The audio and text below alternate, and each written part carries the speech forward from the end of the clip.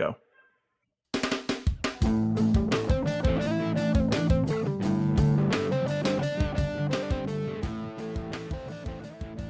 Welcome back to the Pro Football Pod. We're here with the boys, Austin, Coach, and Justin. We got some new intro music. Thanks to Kyle. Appreciate that, brother. How you guys feeling this week? We got some football coming up tomorrow and then again on Sunday. Week 4, baby. Let's go. We're getting into the nitty-gritty of the season. We finally got some tape on players. We know what their, their tendencies are. We know what to do now. You got 3 weeks of it.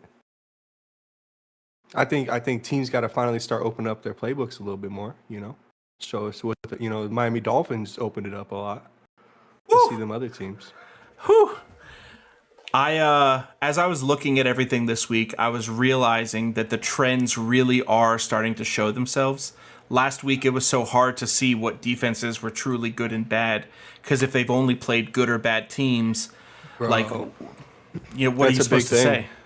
It's a big thing.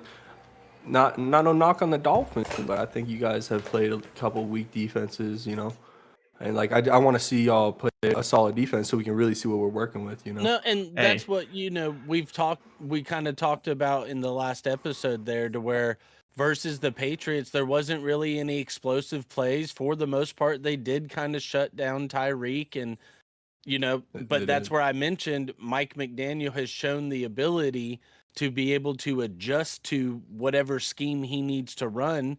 So he leaned on the run more that game, the short passing. That's everybody talked about how quick Tua got the ball out. Well, that was by design, because he knew he wasn't going to have time versus that defensive front of the Patriots. He knows the Patriots have a good scheme. He knows they have a solid defense.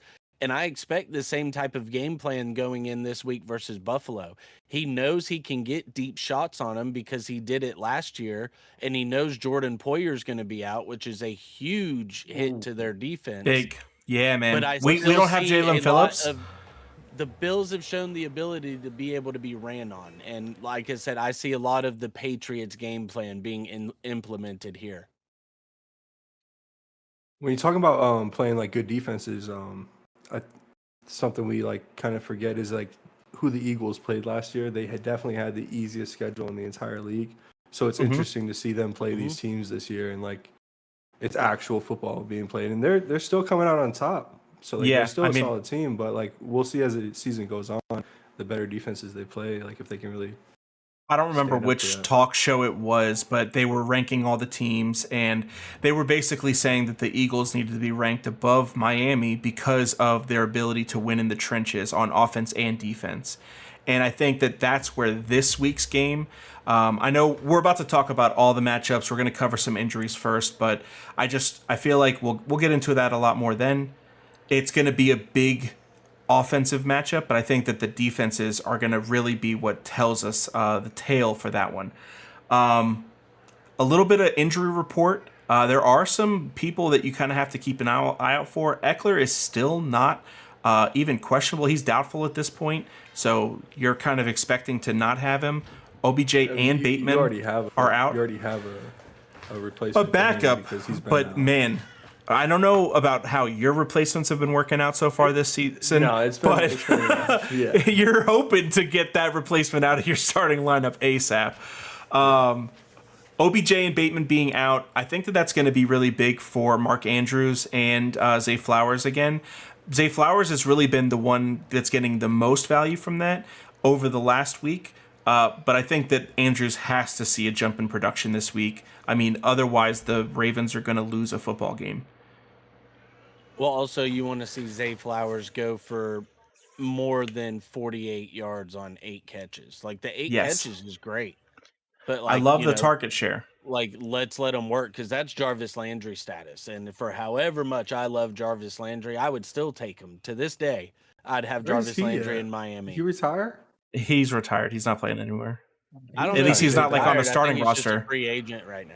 I don't know if he's officially retired. I mean, that's a forced retirement, some would say. But still, he's got way too much athleticism, so you definitely want to see him take the top off a little more. And obviously, the targets are there for him this week. So, yeah, you absolutely want to see a 10-catch, 100-yard one touchdown day is ideal.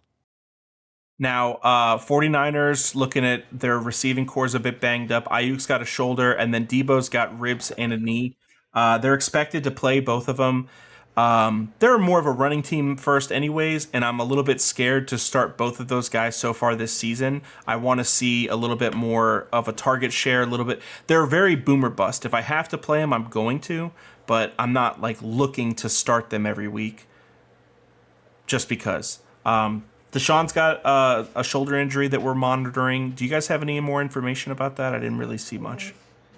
No, he took a hit in the last game versus the Titans, but he's set to play. Like, there's no need for like any worry or anything like that. He'll be out there. Cool. To go off of your the 49ers receiving core, where you drafted them, you pretty much drafted them sort of late, so like you have players you can replace for them. Exactly. Unless those early receivers are just totally, not doing what you expected at all. Christian Watson's one that probably went before Ayuk, probably before both of those guys, are right around the same range, and he hasn't started until last night. And what I saw from him was still a little bit scary to just start him every week. He didn't get enough targets. They didn't really play him in the fourth quarter. So, yeah, receiver's been a little bit difficult this year. I was fortunate with the way I drafted that I've got a decent receiving core on most teams, but it's not by any means a gimme at any week. Even these new guys like Tank Dell that everyone's super excited about, I'm waiting for them to have their down week. I think that's going to be big.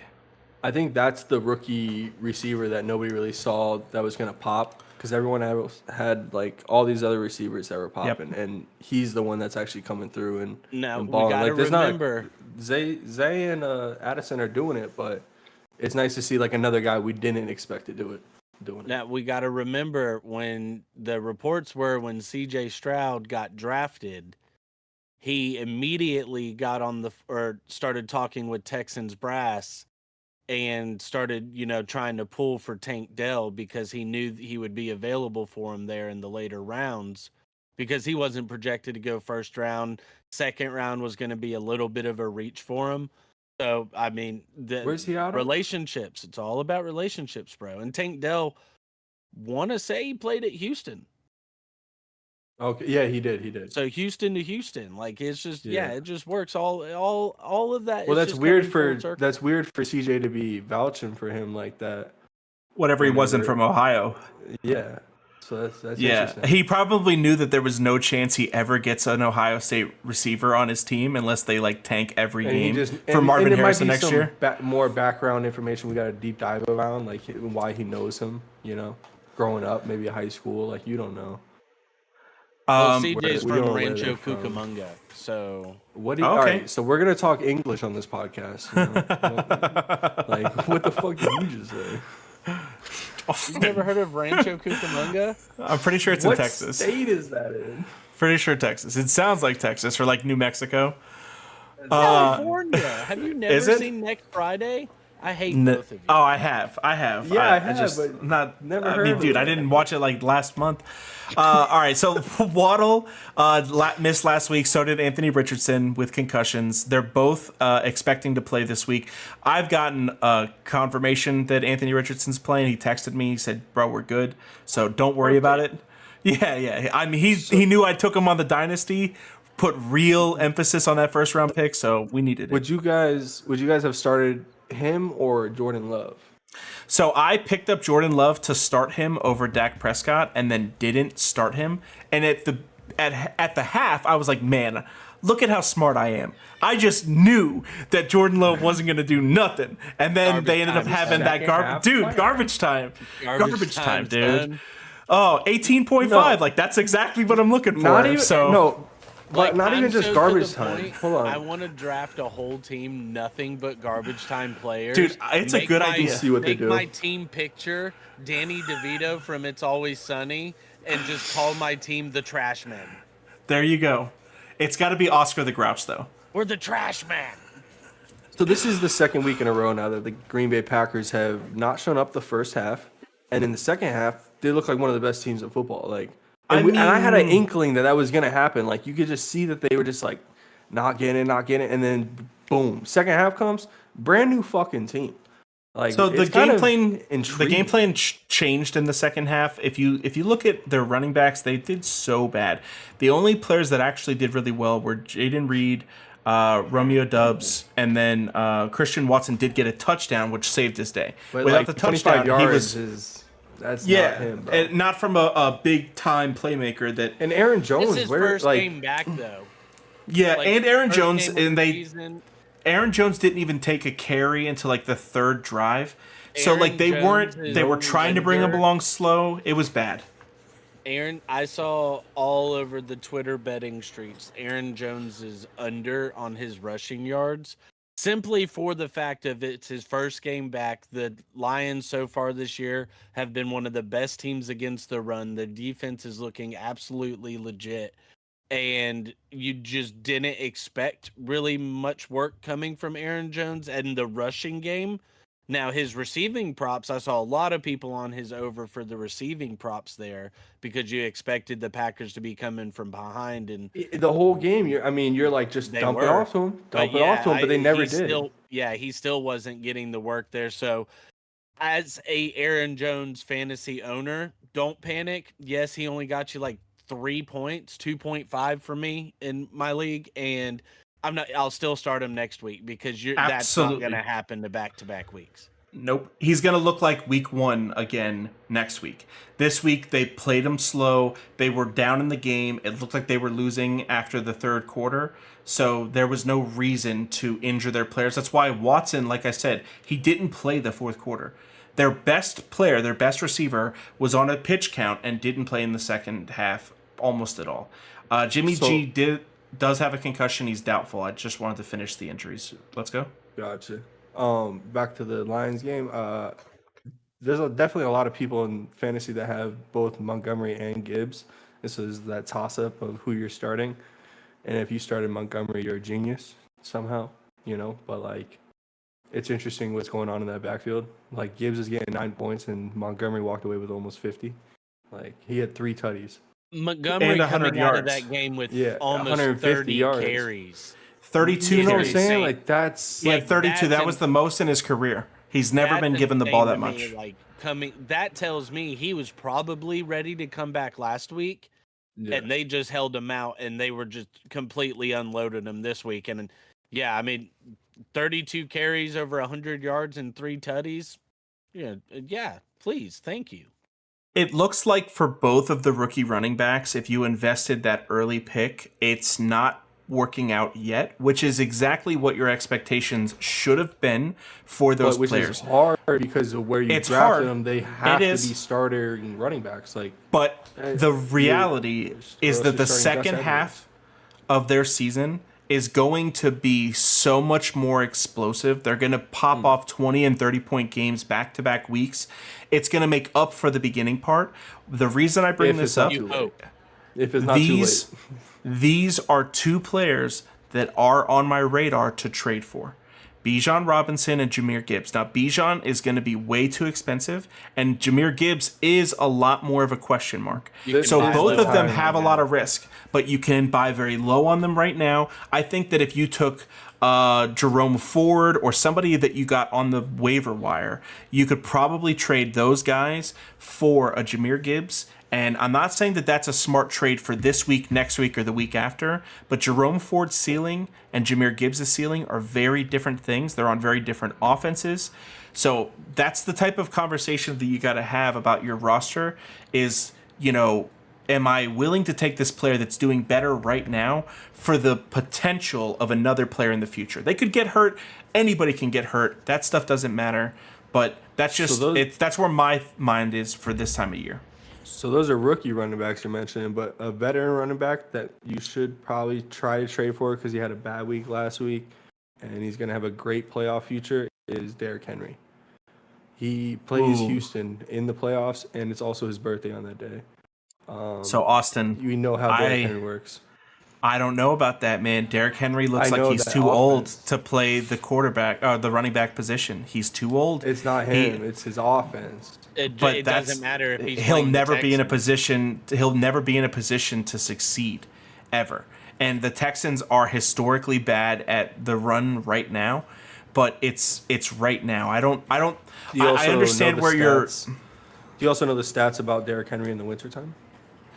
This is again the past, Austin. He's another year older. He might not make it to the winter.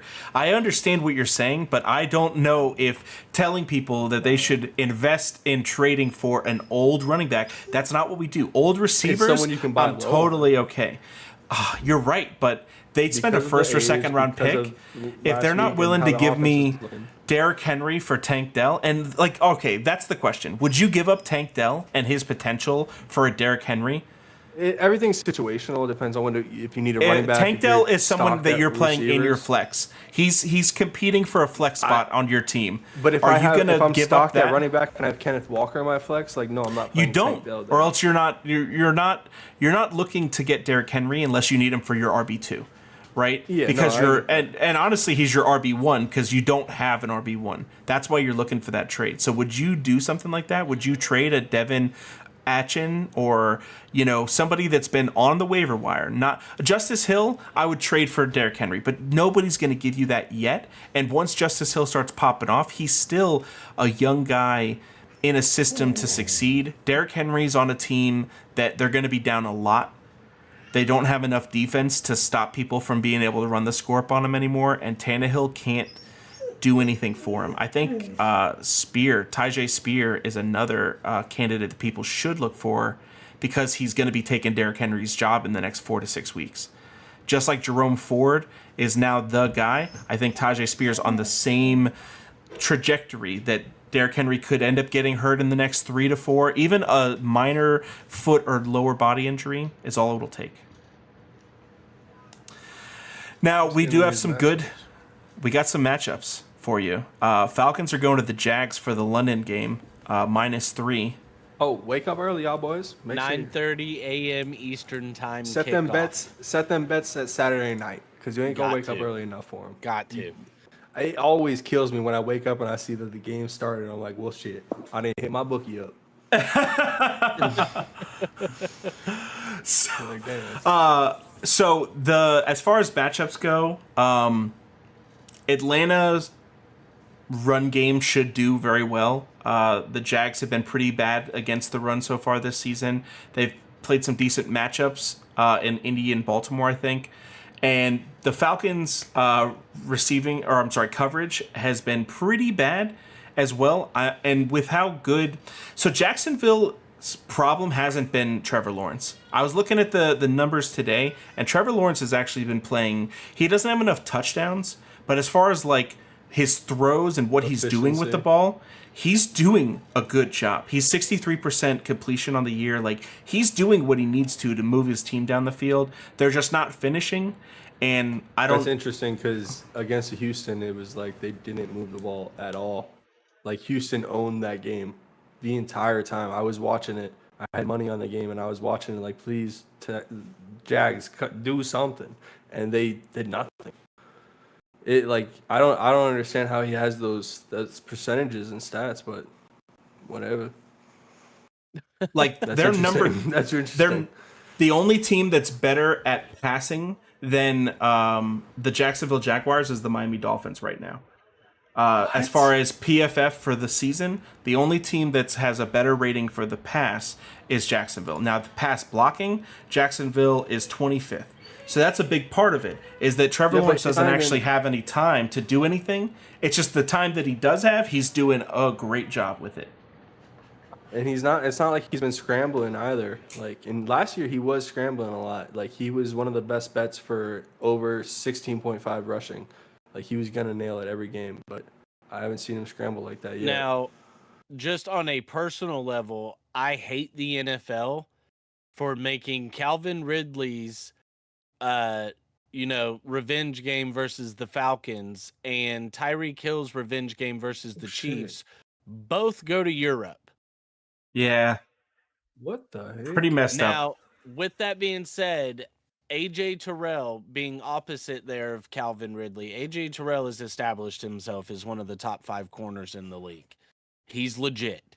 Now, Calvin will get his simply because of the targets, but I think this is another one of those games where you absolutely want to try to get Christian Kirk in your lineup, especially if it's DFS, because you should be able to get him with a pretty moderate salary, and Evan Ingram as well. Because think for that- me, all their focus is going to be on Calvin Ridley in the passing game. And I think that because of that, Trevor Good Lawrence take. is going to be a decent play as well this week. The only thing that's been holding him back from a fantasy perspective is touchdowns. And they're going to have to score touchdowns. Also, this is a home game for the Jags.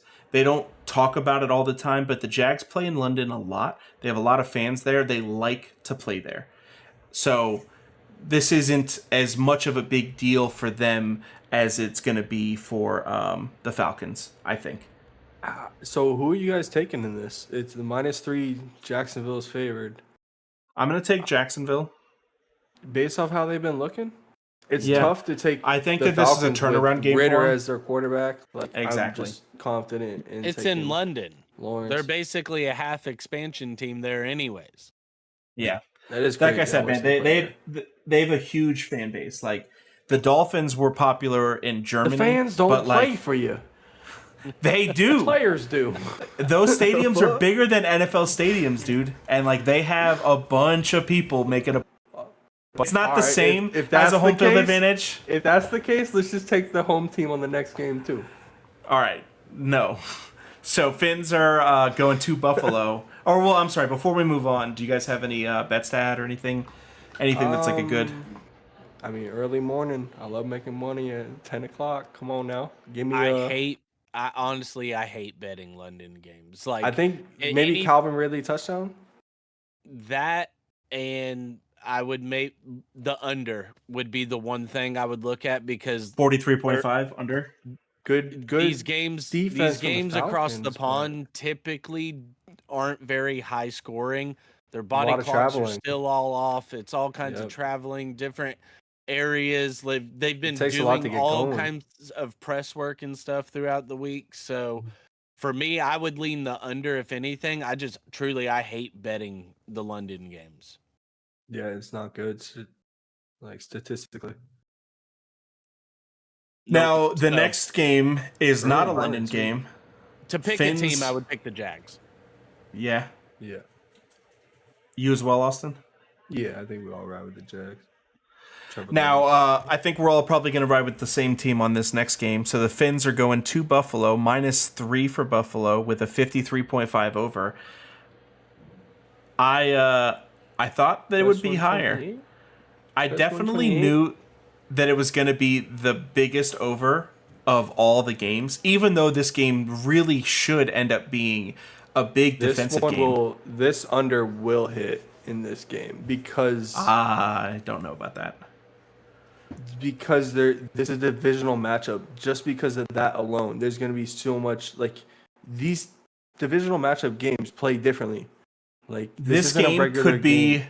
17-17 at the end of the third quarter and could still end up 32-30 by the end of the game. I'm Just not with like how touching- explosive these teams could be. I'm not touching the over under on this game either way, because Yeah. of what Coach just said. There is simply for the fact of we've seen these teams play with these exact teams, and the final score be 22-20, and then we've also seen them play and the final score be 35-31. Like, I will not bet the over under on this game ever in the history of these teams playing.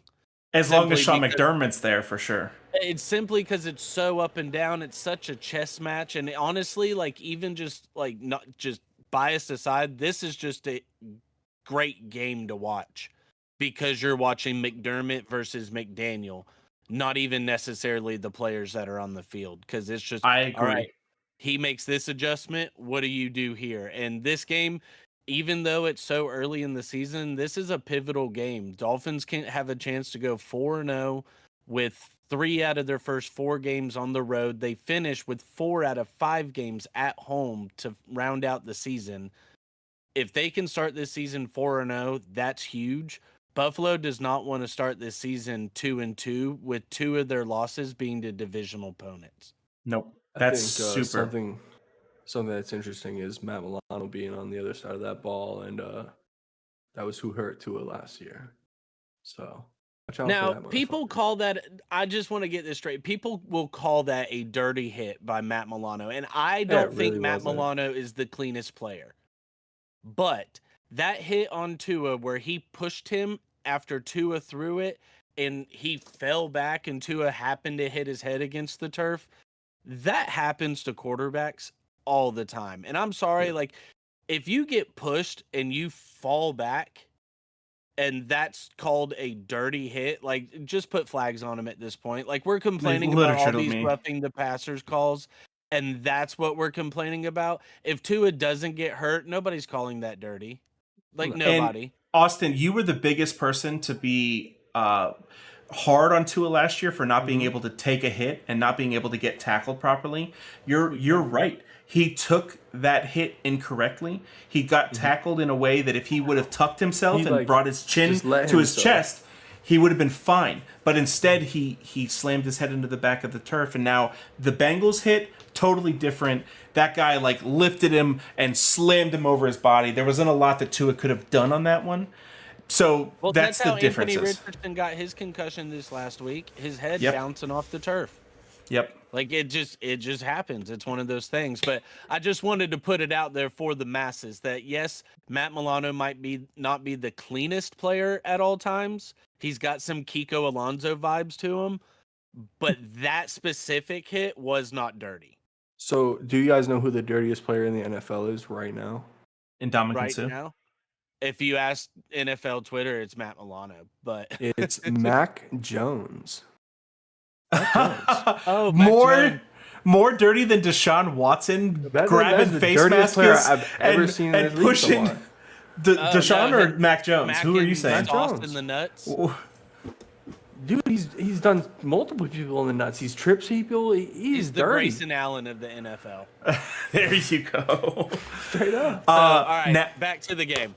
So, if you have a player that plays for the Miami Dolphins offense, I think that at this point, you just play them.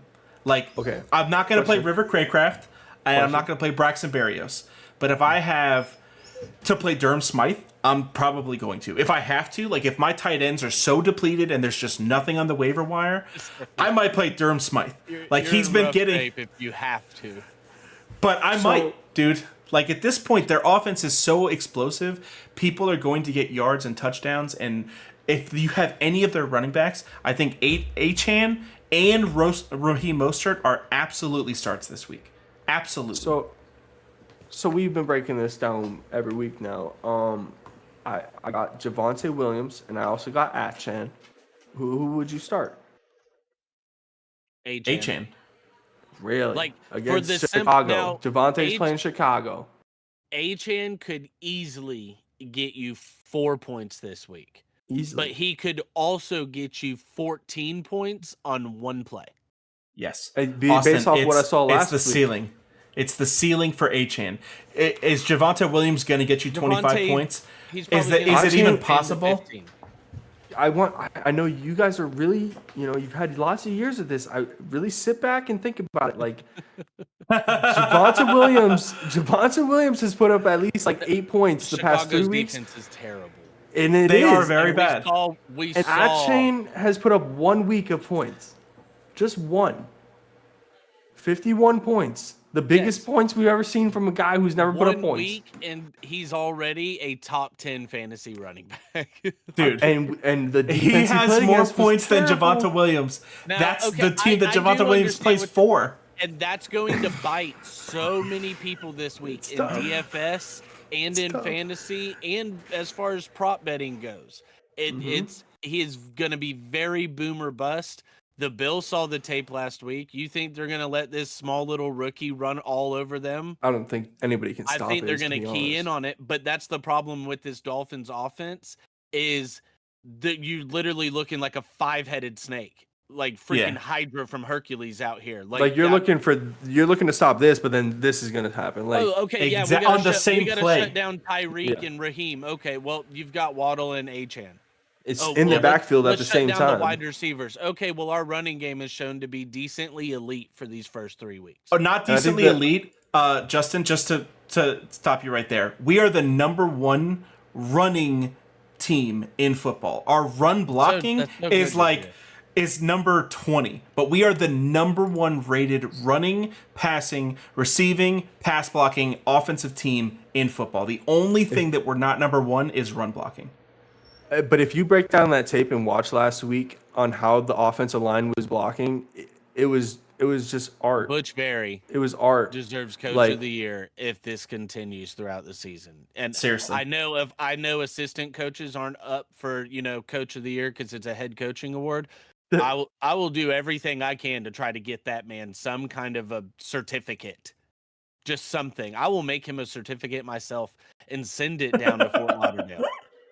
So is Because Von the Miller? way he's got that offensive line looking right now is legit. No, Von Miller will not be back this week. He's still got one more week on IR. Hammer the Dolphins money line plus 128. Best No bet. Von Miller, no Jordan Poyer. Those are the two of their three best defensive players. The third is Milano. Milano's going to make an impact Now, in this Micah game. Hyde is playing. So Yes. he was limited in practice at the beginning of the week, but he's full go. So Micah Hyde will be out there. He's a top 10 safety in the league, has been for the last 5 years. Now, to move on to the Buffalo offense, just like last week, and probably, in my opinion, next week and the week after, if I have Diggs or Allen, I'm 100% playing them. If I have James Cook, I really don't want to, man. Not yet. I mean, he's Why? been solid. He's been solid, but I'm just afraid He's of actually like one of those running backs that you drafted pretty late and you weren't too sure on. You're either going Rashad White or James Cook, and James Cook is produced, and he's on an offense that can produce. Dolphins haven't shown that they can shut down a run game. Like The problem like, with the that's a Bills player- is We they shut give down all Ramondre the goal Stevenson. line carries to Latavius Murray. we shut down sucks, Ramondre but Stevenson. it's not like James And Cook hasn't if- had a goose egg yet. Like if Latavius Murray doesn't get it, then it's Josh Allen running it in. And like my issue is that the way that their offense runs, James Cook isn't a 10 to 15 pointer every week yet. I think that he has been putting 12 up points. that, but my issue is just like this is going to be a game that's going to rely a lot on them having to push the ball down the field. I think that if they start trying to check it down to James Cook, they're not going to get enough, and they're not going to have that in their game plan. I think that Gabe Davis is honestly probably a decent start this week. I wouldn't want to have to do it because the Dolphins' defense, coverage-wise, has been top 5. They're number 6, right behind the Jets. So, like, I'm really afraid of starting the Bills players. I think that part of that's me being a homer. Part of it is just like this is a really disrespectful number, bro. I'm not even gonna lie to you. +3 for the Dolphins when you guys just put up 70 points. I get it. It I was agree. against like a bad defense. You want to say like I used to think the Broncos had one of the best defenses in the league until Agreed. last week, but this is a disrespectful number. Please hammer this shit. I know you guys don't want to touch it because you're homers and you don't want to So- play with the Dolphins. A good sneaky prop bet is Josh Allen at -138 to throw an interception. Minus there you 138. go. You're not Now, making and too that's much not money even there. me being a hater. That's just he's reckless with the ball. He's led the league in 100%, bro. turnovers the last 3 years He's the versus most the reckless. Dolphins. He gets a little reckless with it and turns it over at least 1 to 2 times. So -138, it's a little bit of juice on that, but you got 4 quarters for Josh Allen to do something Josh Allen. So I mean, that's really all you're waiting for. Josh It's kinda Allen, the baffling only to see him playing like that going into later into Well, his career. it's just You been would think he'd be everyone playing thought safer. that everyone thought that he would be able to fix that part of his game, that his decision making or his ability to like read the defenses would get better, and that but he's always been a gunslinger. He's attuned to a Brett Favre in that way. I'm gonna chuck it up and I'm gonna let my guy do something with it, and that doesn't mean that he's making good smart throws. The only 2 quarterbacks that have more throws that were thrown as a turnover worthy play is Sam Howell and Desmond Ridder. And on the same level as Josh Allen is Lamar Jackson. it was super interesting to me today that Lamar Jackson, whenever it comes to like big throw percentage, is like right in the middle of the pack at 18. But whenever it comes to throws into coverage that could potentially be a turnover, he's top 4. Like, my issues with him has always been that as a passer, he never developed into being the guy. Jalen Hurts is the perfect example of somebody that is able to at least stay mediocre on both sides of being a passer and then be elite at a runner. He's not going to make a bunch of big throws, but he's also not going to make a bunch of turnovers, and then he'll just work it with his legs. I think that's why he's able to have success like he has with his team behind him. That was a random thought I had today was who's the best hybrid quarterback in the league at both running and passing, but doesn't do too much of either, but just has the best of both worlds. And it kind of came down to like Jalen Hurts. Yeah. Like so far, he's just shown that he can do both. Like he's the strongest runner and he's the strongest passer at not the best, but just like equaling out. Exactly. Yeah, It does but see, enough. even with Jalen though, I mean, I feel like that's a lot of Cam Newton there. Like, yes, he can pass, but I feel like because of how effective he is as a runner, it just opens him up more for more passing.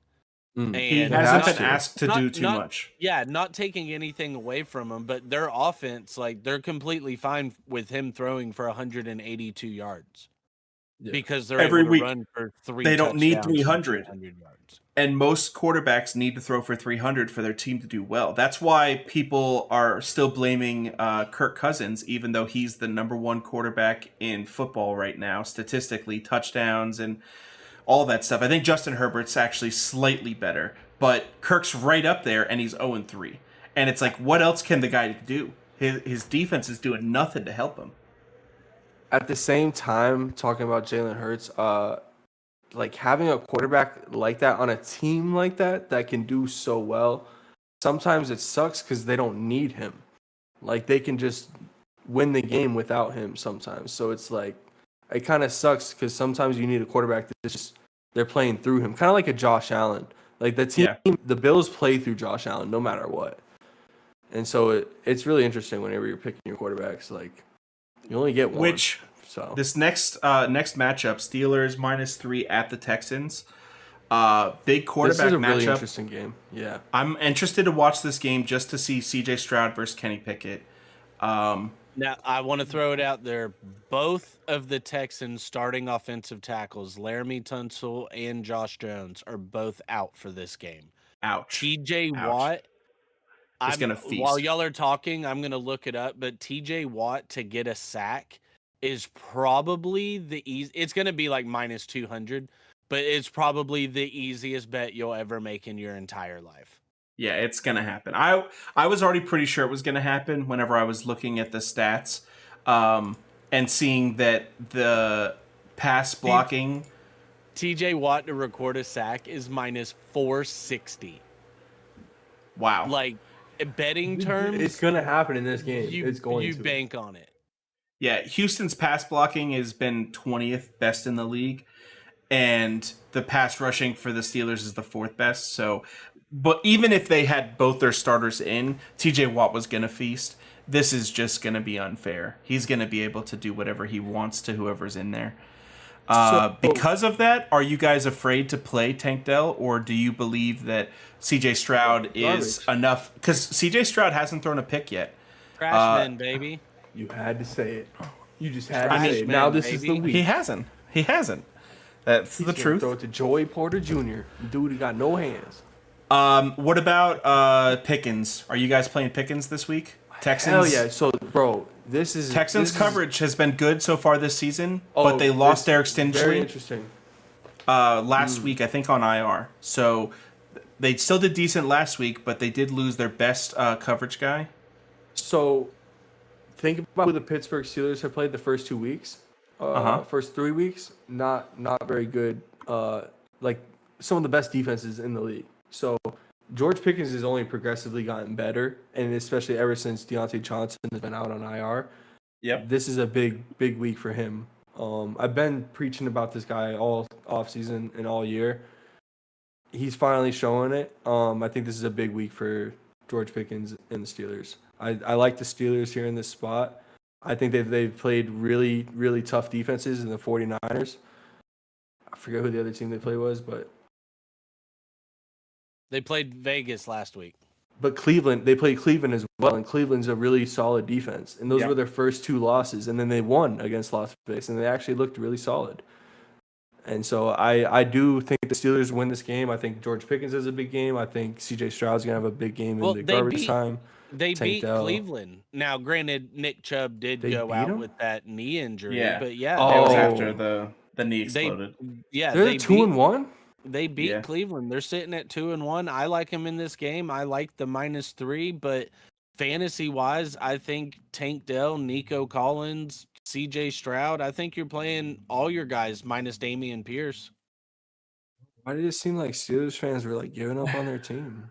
Now, you said minus Damian Pierce, but the Steelers' run defense has been very bad this year. They're 17th in the league, right around middle of the pack. They're right there with the Cowboys. I So don't you're like to say Damian that. Are you Pierce saying because you I would don't think the Texans will have the luxury of being able to lean on the run. So where I Damian took Pierce is Damian not that Pierce, good. I have Damian Pierce in one league, and it's a league that I have a bunch of decent running backs in.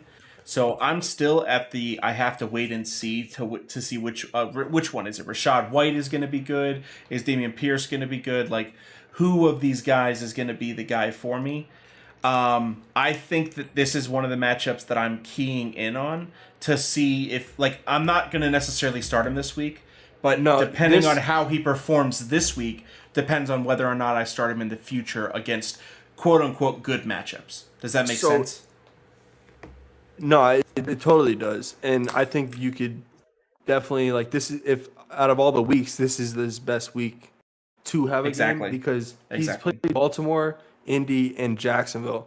And all 3 of those teams have a solid defense, not greatest Yes. defense, but just a solid one. Solid and finally run they get defense, Pittsburgh, dude. and they are terrible against the run this year so far. Even though they got TJ Watt, like, he's only one PJ man. Watt's a pass So- rusher, though, man. It's like we were Yeah. talking about with Micah Once you Parsons on run the past earlier him, episode. like, yeah. These guys don't want to stop the run. They want to just pin their ears back and go for it.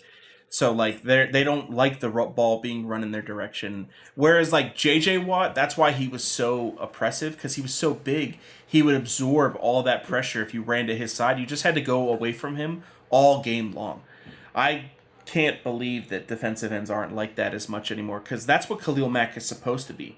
You're not supposed to be able to run to Khalil Mack's side, and if you pass the ball, then that side better be getting a chip block off him or something, or else he's coming after you fast. I see a big game for Damian Pierce this week. He's progressively gotten better a little bit. Like, he had first 2 weeks 5 points, and then last week almost 15. So, I mean, it's not goose eggs. So definitely think you can start him moving forward now. Rams at Even the though it's more Colts. risky. Colts are -1. I think that's crazy. I think that the Rams are a better offense. I guess the Colts defense is where everyone expects them to just control the ball. Is Puka in or out though?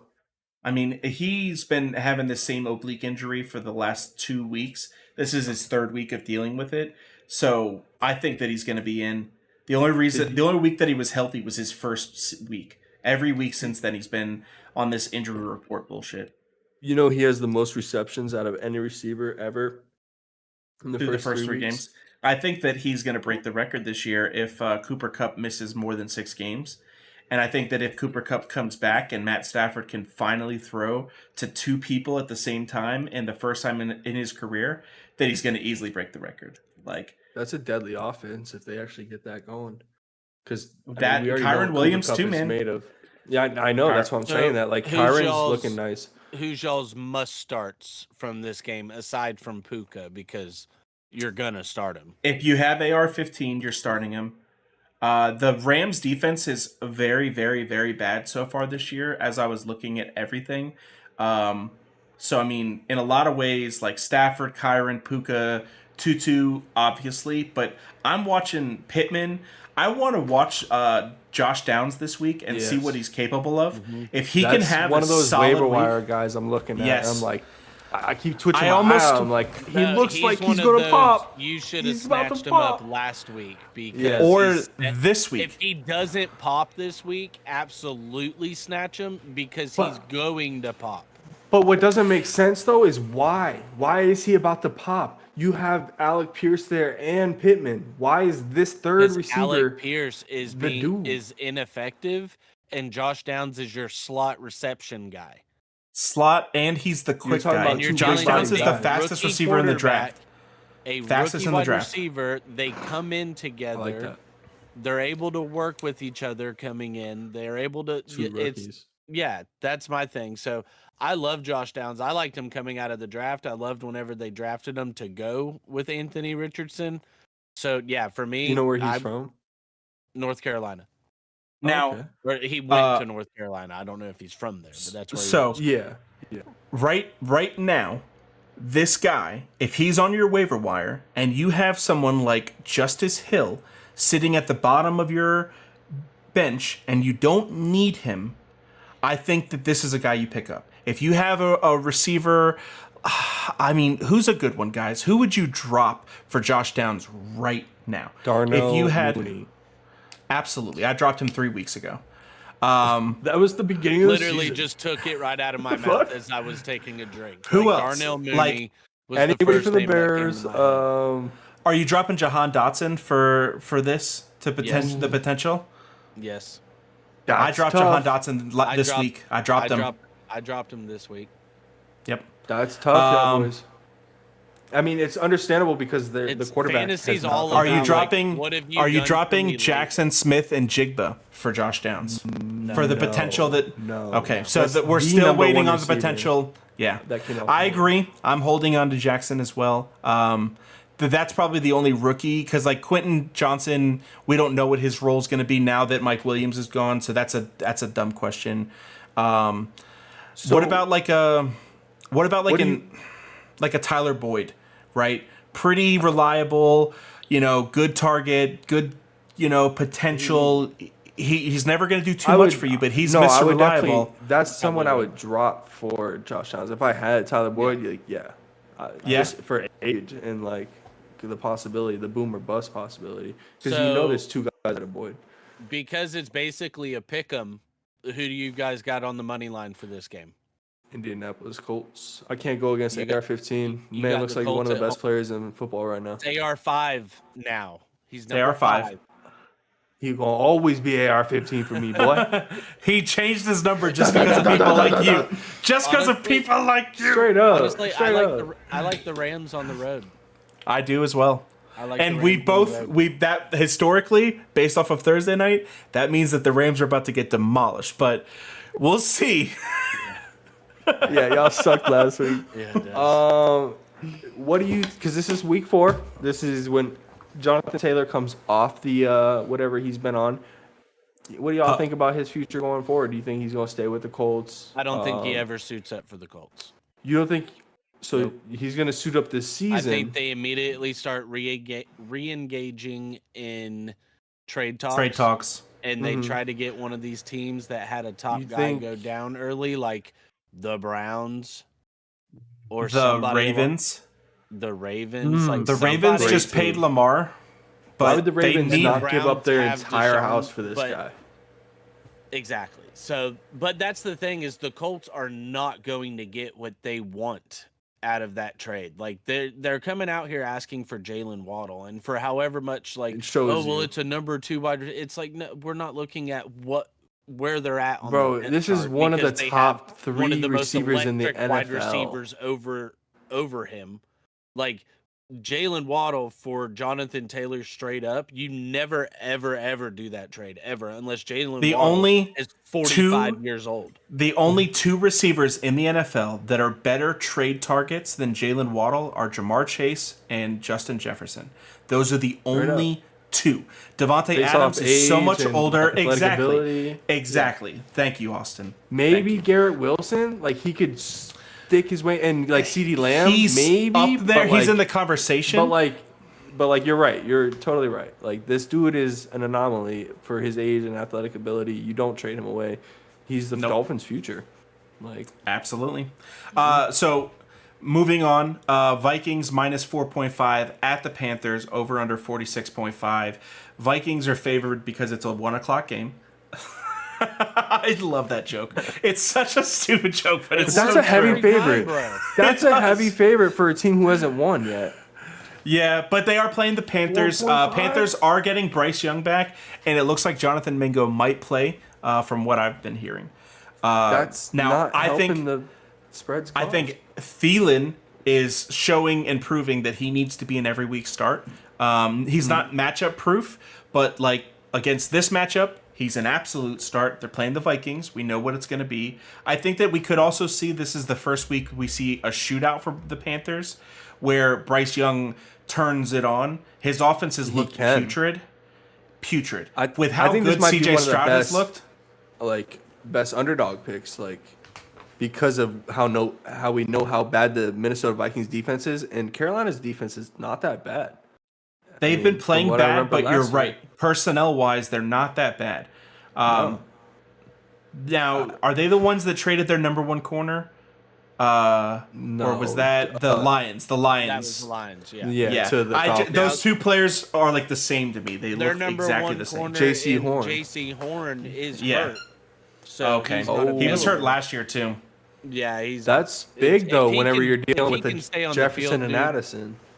But no, I'm with you there. Fantasy wise, especially for the Vikings, you're starting all your Vikings. Like, Including Alexander Madison, guys. We said Yeah. it last week. People didn't hey, believe me. he did it last week. And he's going to do it again. This is going to be a game that they're going to be up in, and then they're going to be down, and they're going to be up again, and he's going to get it some in the receiving game. I think that the Panthers, I'm a little bit afraid to start everyone. I think Sanders, Bryce Young, Thielen, and Hayden Hurst. Do you guys have anybody else? Like, would you play Mingo if you had to in a flex? I'd say they're running I'd back? have to be desperate. Miles Sanders. Oh yeah, Sanders. I'd have to Sanders be is desperate. questionable with a groin injury. That's why Chuba has been trending a little bit. But Yeah. based off how they looked, I would not put Chuba in my lineup. I wouldn't even pick him up on my team yet. He's trending to be an RB2 if Miles Sanders misses time just because of the volume. He's going to get... It's just like Zach Moss. Never and popped why he looks last good. year though, and like he was supposed to pop whenever their running back went out when Christian got traded, and Yeah, he never. I remember. popped. So it's like you got to remember things like that. Anything else to add, That's tough. Justin? That's a tough offense to buy into. No, and like I do agree in the factor of this could be one of those games where the Panthers sneak up and just steal a win because the Vikings defense is just absolute trash. But This is a must-win for them. it also could turn into one of those games where the Vikings win 33-10 Mhm. and all of your fantasy guys do what they're supposed to. So, I mean, as a Vikings fan, this is one of those games you go in, you expect to win, you just expect to have a good little Sunday. And as the Panthers fan, you have a rookie quarterback, so you're probably just having a tailgating and time of your life. So you really don't care either way. This is a great time to bring this up because the Vikings are 0-3. They talk about it a lot on Red Zone. If you're 0-3, like statistically, it's like almost impossible to make the playoffs. So like that team is looking, terrible. So if they don't win this game, like they have no shot at the playoffs. Fantasy wise, if you start 0-3, how is it the same type of statistics? It's we not have one less actually. game we play. Yeah, So, like, but it is scary. Like whenever they're saying that on Red Zone, like, I hey, if think you're that affects 0-3, you towards the you're end not gonna of make the the playoffs. year if you're not playing for something. But even the teams that are at the top, they sit their guys the last couple weeks if need be. So I mean, I agree with Colby. Like, I don't really think it's too much of an issue. yeah, But like for I fans- think what you're Jefferson's saying, still gonna what you're get saying, you. Austin, is like if your team that you're managing was 0-3, like what are your chances of making the playoffs? I've seen people make the playoffs starting 0-3. Sut historically starts off bad almost every year and then makes a couple of trades around week 5 or 6 that change his whole team, and then he sees something that other people don't, and he's able to win towards the second half of the season. Well, and Going- let's be honest. You don't have leagues. Most people don't have leagues to where all members of the league stay engaged throughout the season. And that's Exactly. a big thing. So That's a you'll big thing. have People die teams off in start the dropping middle off, of the year. and then those are just easy wins. So it's very easy to create like a 7 to 8 game win streak in fantasy and be so. Yeah, a correlation with that starting 0-3 in fantasy. I've started 0-4, 0-5, and have still made the playoffs. Yep. It's something whenever I was drafting, I realized like, oh, I'm going to be 0-3, 0-4 going into the season. But as soon as week 4, week 5 hits, like this is going to be the best team in fantasy, and so I'll just be able to take over. And so I'm hoping that happens. But it's like we're at that threshold of that point in the season where it happened. I'm 0-3, but like now my team is stocked with fucking Calvin, running back for the Saints, fucking. Kamara, Alvin Kamara, and I got Jameson. Jonathan Taylor. Like I'm just waiting for them to like find their positioning and footing and get rolling for the season. So you bring up a really good point. I've tried to play the strategy of like these players are all going to scale to where at the end of the season they're going to be way better, but they might start off kind of slow because they're new to their system or they're just coming off an injury or whatever. But I can get them late and people don't see any value and I do. And I'm not as successful with that strategy because the second half of the season is so volatile. Nick Chubb generally is such a great running back in the first round every year of his career because the second half of his seasons are always so good. And you can just know that you're going to have a solid running back. All you have to do is spend a first or early second round pick on him. But this year with him being out, like that's a piece that some people are relying on that they're absolutely not going to have. That taking that running back then allows them to take a bunch of receivers late because they'll have the value. So that's my issue with it. That's why I like to go with more of a receiver-heavy front so that I'm going to get a lot of points in the first 5 or 6 weeks, and I'll figure out my running backs by week 8. The other thing because they just go down so often. Exactly. It's hard. Jerome Ford, I was able to get in 2 different leagues. One of them was a dynasty that I drafted him because he was Nick Chubb's backup. Like, why would I not? He's the only other guy that plays running back for the Browns.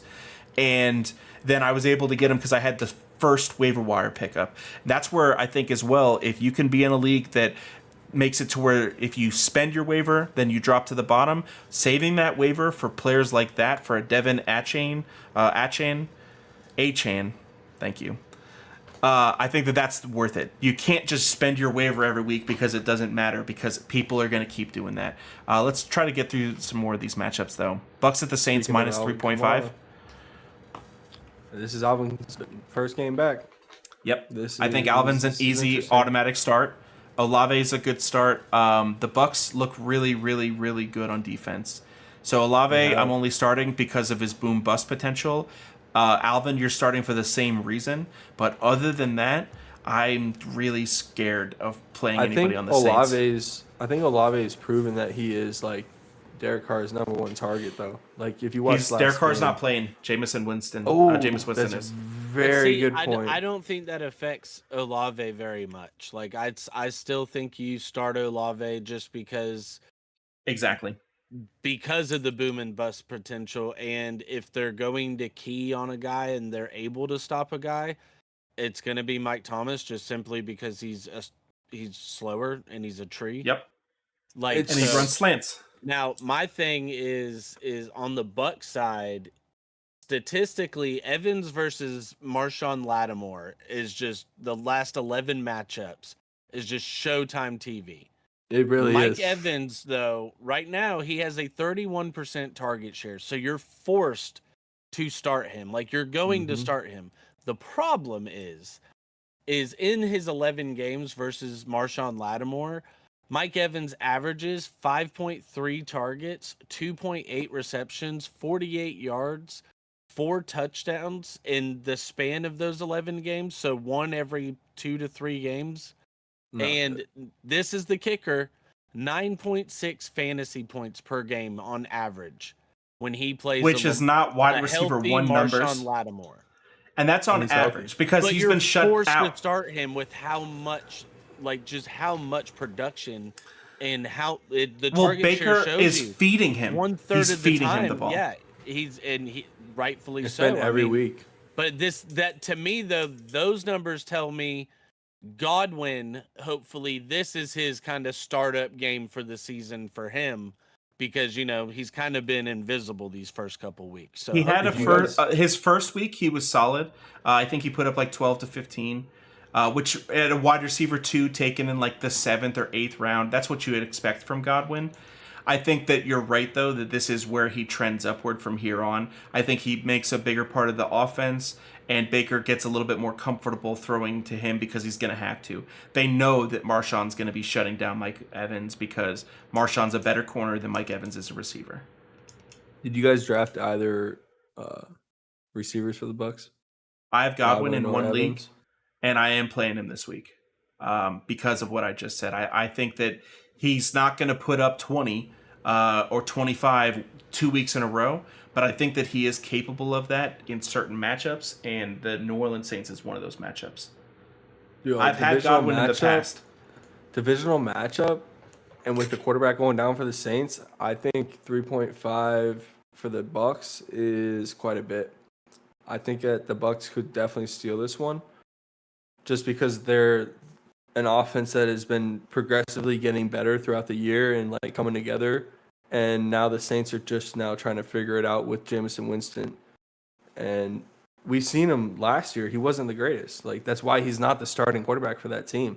So, I mean, that's a tough one. And when the Bucks do have a good defense. Commanders The only thing are that separates it, I think, is the Saints' defense. Yep. I think they're a better defense that they could hold. Don't know about that. About better. The Bucks defense is just like they've been together a little bit Their longer. The Saints have been flashy not as good though. this year, but we'll see. I think that this will be a good matchup to tell which of these defenses really truly the better one. Now, Commanders at the Eagles should be a total blowout fest. That's what the score is telling us. Eagles are minus 8.5. I feel like that's pretty low still. I'm not starting any Commanders until further notice. It's not because of what happened last week. It is because of what happened last week. Wait, even Brian Robinson? I feel like he still had a well, solid all right. game. I think that you kind of have to start Brian Robinson because he had a solid game. He's even like though an they're going to anomaly be in the league right now. Exactly. They're going to be in constant garbage time for the rest of the season, it looks like, based off of last week. And especially in this game. I mean, the Eagles have a better defense than the Bills, in my opinion, especially at the trenches level. And that's where the Commanders failed last week. They were not able to protect Sam Howell. I think that we see a complete repeat. Eagles players, I'm playing quite a few of them. All the main starters for sure. Goddard, A.J. Brown, Devonta Smith, Jalen Hurts, obviously. Kenneth Gainwell isn't still a wait-and-see option. He's getting just as much looks as DeAndre Swift. Are you guys starting DeAndre Swift this week, though? I think that's the question. If you need a running back, yeah. Yeah, I'm starting him just with how he's looked the last 2 weeks. He's looked absolutely solid, and yes, Washington has shown a solid defense and a solid defensive front this season, but they've also had one of the easier strength of schedules. So I'm absolutely starting DeAndre Swift. But hey, guys, I love you guys. I have to dip out. You guys wrap it up and finish up the show for us. I'll come back in if you're still on whenever I get back. Okay. All right. Love you guys. Love everybody on the pod. Make sure to subscribe and like. We'll tune in later. Toodles. Peace out, brother. All right. So, yeah. I think DeAndre Swift, he's put up 100 points, 100 yards the last 2 weeks. He's a pretty easy start. Yeah. I'm terrified of starting the Commanders. I mean, I guess you have to start Brian Robinson. That's the Broncos, one player. Broncos at the Bears. We mentioned earlier, Broncos are minus 3.5. I don't feel like tough. these teams have defensive players. I think they just pay offensive players. So, the 46.5 over, I feel like is a bit low. The only one that's higher than that is the Vikings, Panthers, and the Dolphins, Bills, and the Raiders, Chargers. So this definitely should be the highest over/under game based off of statistics on the year so far. Yeah. Now, I think that if Fields can't turn it around versus the Broncos defense, I mean, do they just drop him? Just cut him? No. Like, I don't Are think you it's playing? Fields' fault. I don't think it's Fields' fault. Like, everyone wants to Who- blame Fields, but I think Who- it's the Bears ruining another great quarterback. So who are you gonna actually play on the Bears offense this week against the Broncos? I'm not playing anybody. Are Actually, you playing Khalil Herbert? No, I have Fields, but I have AR-15 to back him up, so I'll Nice. play AR. So Okay. What about the Broncos offense? If you're Would desperate, you be playing? play Fields. That's it. For the Would Broncos, you be playing anybody for the Broncos? Javonte, if I need to. I'll probably switch to Chain this week, but like Javonte is probably the only person I play. Maybe if you need to, Sutton. I was gonna say. So last week, whenever they went down, they started targeting Sutton like he was the only receiver that they had. They had a couple big plays to Mims, or maybe one big play to Mims, but they were just targeting Sutton over and over. Starting. No, I'm not confident, but in a flex position, if I have to, I'll put him in. But that's about all I needed to say about that matchup too. I'm not watching that game. I'll watch the highlights or whatever. Ravens at 7.5, over under 39.5. This is going to be the lowest scoring game besides the Bucks and the Saints. It's two defenses. It's two divisional games. It's going to be field goal city. Ravens at the Browns. I don't think they played yet. Broke up a little bit. What'd you say? Ravens at the Browns. I don't think they played yet. Okay. Based off of how the Browns defenses looked and how Baltimore played last week against the Colts, it's tough to take Baltimore, but like I kind of do just favor them in this matchup. I just think they have a better quarterback. It sucks that both teams have lost their running backs, so like there's no running back games in the backfield. This is a tough pick 'em, you know. Yeah, I'm playing the spread Jerome is Ford. 1.5. I think I feel like if you advantage is just giving you that. If you have to play Jerome Ford, you do it. But you don't play Justice Hill or Gus Edwards, not versus Cleveland. They're the number one against running backs this season. Receivers wise, Zay Flowers and Mark Andrews are easy starts. You have to, because OBJ and Rashad Bateman are out. Has Mark those are had the only a good other game yet? He did his first week back, but then he had a touchdown that game. That's why he had a good game. So he hasn't had enough targets, not really. Zay Flowers has been the most targeted player on their team. But Mark Andrews doing that for how high you had to draft him is kind of one of the biggest busts in the league right now. It's been hurting a couple of my teams. Round, you're grabbing a tight end, and he's not producing. Now we expect more later in the year. They're going to ramp up. He's coming back from an injury. It was like hamstring or something like that. So it does take time for that stuff to not be a problem anymore, for them to be the fully explosive athlete that they are. Titans players, I'm not starting anybody. I'm sorry. Browns players, I'm still watching Deshaun Watson to see what I want to see. I don't necessarily want to start him this week against that pass rush. Start Amari Cooper, I feel like. Amari Cooper's a smart start. He's been the number one target for Deshaun for sure. He's also just a great player in general. He's got good route running, good hands. So with the target share like that and a good player, we have to start him. Other receivers, other players, like I said, Jerome Ford, if I have to, but I really don't want to. And I'm definitely not playing anybody else on the Browns yet. Defense-wise, I don't know. I feel like both of those teams are a defense that you could possibly stream, but I don't know. It seems crazy at the same time. Either of those games, that game could go so many directions, it's hard to predict.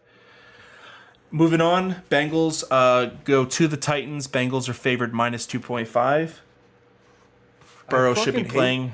I hate this. Every time we break this slate down, it seems like it's like easy pick'ems. But then once the games start getting going, it's like these numbers are bonkers. Oof. Yeah. This seems like an easy pick for the Cincinnati Bengals, minus 2.5. Like I should throw $100 on this game, and they're gonna cover that spread. No problem. Like, but you're just so terrified. We've seen the Titans play all season, but like we're also dealing with the Joe Burrow injury. So And because of solid sense. because of the quarterback position, I think that the Bengals do have the win, even if Joe Burrow goes down. Tannehill is just such a bad quarterback. I think that Chase and Higgins and Joe Mixon are better playmakers than everybody Even that with the a Titans backup have. quarterback. That's what I mean, dude. Like, their playmakers, their offensive line, just in general, the things that they have for their offense is just so much better. I'm going Bengals. I'm playing Mixon this week, even though it's versus the Titans. If I have to, I'd say he's maybe an RB2. I'm probably trying to put a receiver in a flex over him, though, like a Zay Flowers or somebody like that. I think that Titans players, I'm not really starting anybody. Derrick Henry is. I hope that he has a good week on my bench so that I can trade him if I had to spend a second or third round pick on Derrick Henry. Like, that's my position with him for the rest of the season. I really am begging for him to have a good game on my bench because I don't know if I'm going to play him unless it's a great matchup. Other than that, you obviously play Chase, and then Higgins, I think, is a start this week as well. Yeah, I think the Bengals take that game easily. Yeah, If I all think so goes too. well. Now, Raiders are going to the Chargers. Chargers are minus 4.5 with a 49.5 over. I think that Las Vegas's defense has been pretty Swiss cheesy. So we're going to be looking at a lot of... Same with the Chargers, though. yeah, but I think a lot of Chargers players are... I think this is finally a game that Josh Jacobs gets going. I agree. really I seen him pop. think I picked him for a touchdown on Prize Picks earlier today. I think that the Chargers defense, like we said it last week, their defense is supposed to be good. On paper, they were supposed to be a top 5 defense, and they've been like bottom 15 in almost every category. They got better last week, slightly against Minnesota, because they were able to tighten down at the end of the game and win the game. So I just look for them to be a little bit more dominant this week against the Raiders. Jimmy Garoppolo, like we said earlier, he's doubtful with a concussion. So they're going to be playing with a backup in that system. That's going to be tough. Devontae Adams is going to eat. Jacoby Myers, I'm not playing. And Seems then like another easy game to put money on, though. Like the Chargers has shown that they, even with Eckler out, their offense is going to produce. Now they have Mike Williams out, but they got Joshua Palmer stepping up. Quentin you playing- Johnson, I think, has a big game finally. Are you playing either of them this week?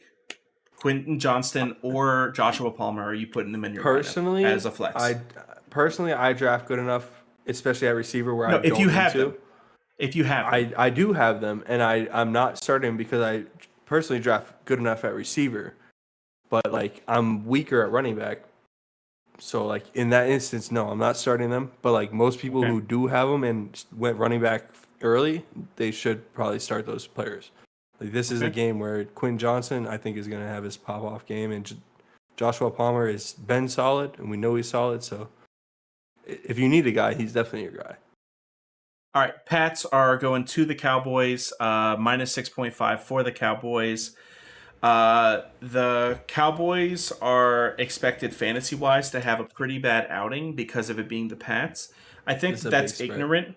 It's ignorant. I think that one player on the Cowboys is going to have a really bad game, and whether that's Dak, CeeDee Lamb, or Tony Pollard is really, really difficult to know. I think that CeeDee Lamb could have a great game, and Dak could still have a mediocre game if they don't get in the end zone. And I think that Tony Pollard could end up having a great game, or he could be the guy that's totally shut down, and Dak ends up with 350 yards and 3 touchdowns, but they end up like not being able to run the ball at all. So Well, it's going to be the against the Cardinals last week. The Cowboys had 4 offensive linemen not playing. And the starting. Do you know offensive who the lineman didn't play. who the one that was? Like, was it the right guard? Okay, I not a don't big even deal. know which player, but hopefully, like, I mean, who's to say all 4 are going to be back? But like, we gotta find out who's going to be back and whether or not it's going to look the same as it did last week. Because Yeah, finding out that they had that many players missing on their O line is crucial. I mean, you're talking about the trenches. Like that's where the games are won at, and that's where the Pats are really actually good at. I mean, you got Matthew So- Judon always blitzing in, fucking shit Are- up. Are you playing Ramondre Stevenson this week versus the Cowboys? Cowboys run That's a defense. tough one. I think when you has- drafted them, you have to. Their run defense has been 15th in the league. It's one of the few defensive categories that they've been giving up a bunch of points in. So I think that he is a solid start because of that alone. That Do you think and Ezekiel Elliott maybe receives a little bit of a bigger No. workload this game? I think you need to stop saying that name until he actually does something because it's terrifying. But this is Dude, he out has of done all the nothing games, yet. this is the game. He's playing his ex team. Yeah, I think that's irrelevant. They're trying to win this football game. Belichick doesn't care about storylines. I feel understand, but like that's just not a Belichick thing to like put somebody in against their old team because of what they could possibly do. But like for I betting think he wise, could end up like getting a couple anytime touchdowns, touchdown, right? Yeah, I think exactly. that's a smart one. Like, But like for him to putting have in the red zone. production and to get more carries between the 20s, highly unlikely. Show the Cowboys what they're missing out on, you know? Just a Um, little oomph. I think Ramondre Stevenson and Hunter Henry are the only Pat players that people are looking to start. I don't know about starting Hunter Henry this week just because of that pass rush and those linebackers. I'm putting in the Muth, hoping he gets Luth. So On what team? the Muth, Fryermuth. Yeah, you're on the Pittsburgh. You have him over. Yeah, Hunter that's Henry. what I'm saying. Okay. I'm playing him over Hunter Gotcha. Henry. Gotcha. Yes. But yeah, Cowboys players, the three big ones, I think you have to start. Dak, I'm a little bit afraid to start this week, so I am not going to. Because I think that he's the one that has the bad game. I think that CeeDee Lamb and Tony Pollard can both have good games, but I think Dak can't for the Pats to win or even keep the game close. So that's what they're going to do is they're going to make sure that Dak doesn't have a good game. Moving on, Cardinals at the 49ers. Getting into those later games. 49ers are minus 14. Biggest spread of the day. It's kind of scary to take a spread that big with a team like the 49ers because they don't put up Especially- so many points. And the Especially Cardinals with have the been looking receiving good. core. Yeah. Well, The they're receiving core being playing. injured, They're they- just they banged are. up. They're Yeah, going to but, play, like, though. I hate that banged up. And their real stuff. receiving core is Christian McCaffrey, bro. Let's be real. He's the best receiver on their team. Straight up. Yeah, I mean, if you have it, Christian McCaffrey, that's why the spread is 14 points. That's tough to put money on, especially what they did to the Cowboys with how good of a running defense they have. But I mean, I think you lay the money with the San Fran. I mean, I feel like it's easy again, but Now, if you have to start Cardinals players to try to get a victory, I feel sorry for you. Conner, I feel sorry for Conner is you. like the only James one. Conner is an every week start no matter what. He's matchup proof. He has been since he's been an Arizona Cardinal. That's just like who he is as a player. But anybody else, terrified. This is a week that people are starting to pick up Kyler. I had him get picked up in a league. So nobody knows anything. He is able to return to the team next week after his injury, but we don't know anything about where he is on that level yet. On that note, Jameson Williams officially off of suspension. He's now going to be available for week for 5. next week. Yep. Nice. So if he's out there and he's on your waiver wire, then go ahead and spend the ticket and pick him up. He scored a touchdown for 67 yards on his first NFL play ever. And he has Amon-Ra St. Brown on the other side of him, so he should receive a lot of good coverage. You see what Very Josh Reynolds is favorable. receiving, so Exactly, Should and just Josh take Reynolds over is that workload. trash. He's trash. Josh Reynolds is a non-factor once Jameson Williams is back. Chiefs minus 8.5 at the Jets. I cannot believe Another this is easy not one. bigger. I cannot believe this is not bigger. I'm taking minus 8.5. That's probably my favorite spread of the day. I expected the 49ers Cardinals spread. I guess they're in New York and they're expecting that someone's going to get hurt because they're playing at MetLife. But other than that, I don't understand why. Is Taylor Swift Tay- is going is to the Tay game. Tay She's going showing to up? the game. She's going to Are the you game. serious? You already Yes. confirmed Heard? Yeah, I did. Well, all right, everyone in the chat right now, please put $100 on that spread. Not just that, But take Travis Kelce for any time, man. He's Anytime obviously scoring a touchdown. touchdown. He's 100% he's trying scoring. to big dick it. So We already knew he was 100% scoring, but if Tay is going to the game, you heard it here come first. on now. He's doing the arrow. It is crazy what has come out between those two. Like I don't even want to talk about it so much, I dude. know. You have no It's idea. fucking So, mind-boggling, though. Seahawks minus 1.5 at the Giants. Well, I'm sorry. Let's actually talk about it. Chiefs players at the Jets defense. The Jets have a solid defense. We're playing Kelce because of Taylor Swift playing, and we took him in the first round. We're taking Mahomes because we took him in the second round, and we're playing him as well. Isaiah Pacheco, excuse me. Had to sneeze. Isaiah Pacheco is a bit scary. He is. He's progressively been getting better, though. Yes, he's still dealing with a bit of an injury. I don't remember exactly what, but last week I picked up Clyde Edwards-Helaire because I needed someone to put in at one of my running back positions. I dropped him this week because he no longer has value. The matchup last week was awesome. That's why I said to pick him up and why I said to play him. We're not doing that versus the Jets because we're not stupid. So I'm not playing any Jets players except for Garrett Wilson because of where I took him, and that's it. His boom and bust potential, just like Chris Olave, it doesn't matter what matchup he's against because he could still ball out and on one catch get you 10 points. You have to play him every week. Congratulations. You said based off where you drafted him, but like if you took him in the second round. you have Pickens and Addison on your bench. Start one Maybe. of those two. You Come can't on. start Pickens over have Garrett him Wilson. in every league. Garrett Wilson What? could put up 30 points, and Pickens isn't. He's not that yet. He hasn't shown us that. Garrett Wilson is that dude. No, you're talking out your ass, bro. Come on, Pickens He's is on a- that dude. We'll He see. is that and dude. you And and he Sut has a are the quarterback. two people He's a that quarterback. are in my ear about Pickens every week, and I It's a still, reason. we'll see. We'll see. how Last week, people be playing football. This whenever they dude played the football. Browns, if it wasn't for one play, if he didn't have that one catch, then he was a useless fantasy start. I don't like players like that. That's not consistent enough for me. So I want to see more. That's all I'm saying. So I've been waiting to see that exact play from him, though. On the contrary, like on the that opposite, is what I've been trying Garrett to see from Wilson him.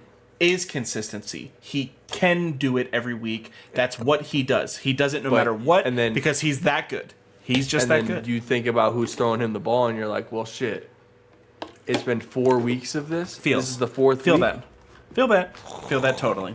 Now, That's Monday tough. Night Football is going to be pretty big shootout game. Seahawks minus 1.5 at the Newsflash. Giants. Well, maybe. I think that this is going to be an offensive game. Both defenses are decent, but not great. And both offenses are high flying enough. I think that the Giants are going to end up being behind.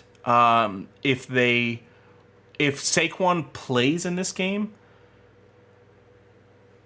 I think that, man, I'm so terrified of starting him because of what Aaron Jones just did to us after coming back from injury and barely being able to suit up for the game in the first place and all this stuff. He had 18 days off, and they still were just so soft with him. So in a lot of ways, you've already found a replacement for Saquon. It might be smarter to not play him this week.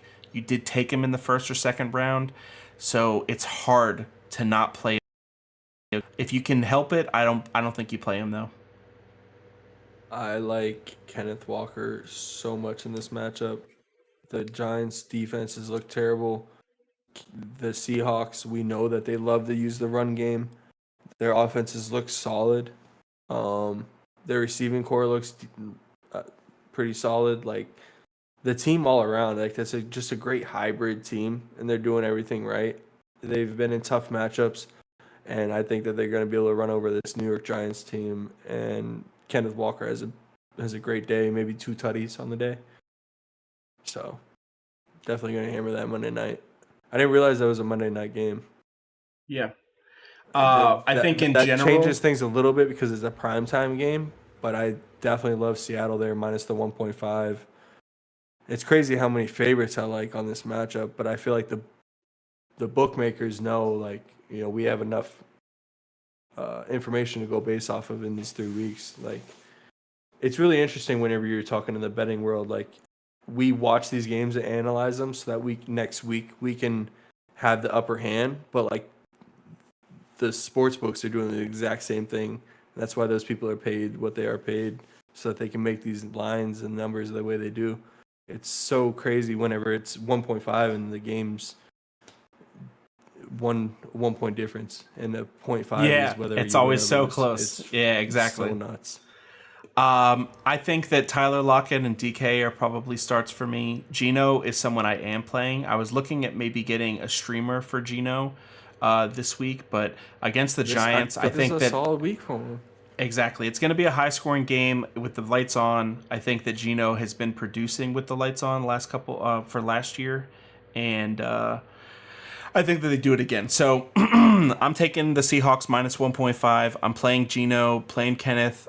Still trying to keep an eye on Zach Charbonnet. We saw a little bit more from him last week, but not enough to really. I dropped him. Still looks like a solid like handcuff running back. Handcuff, exactly. He's not a wait and see target, but he's a handcuff. Like, when they do put him in the game, he shows that he knows how to run the ball. Like, well, shout out to Kyle for making our intro music for us. Thank you, brother. Shout out to Tulsi Rose Tea at tulsirosetea.com for all your tea needs. They actually have loose leaf tea bags now. So if you want to have a tea bag, they'll bag up some tea bags for you and deliver them right to your door, just like DoorDash. So go ahead and get there for all your tea needs. We got Austin at Austin_PFP, Coach at Coach_PFP, and Justin at Hulk_PFP. Leave everyone a follow, like, give us some comments. Austin, are you going to be able to be there for the Sunday episode for the live stream start sit? I'll try to lock you in, bro. All right. So, yeah, we'll be on around 12 o'clock. We'll stop around 10 minutes before game time. And what I did last week was I just went over my decisions on my teams, why I played certain people, the matchups that I was looking at, because nobody was there. But if you guys want to answer any questions, we'll be live every week for the rest of the season, just for all you baby birds to get fed. Peace. Got y'all.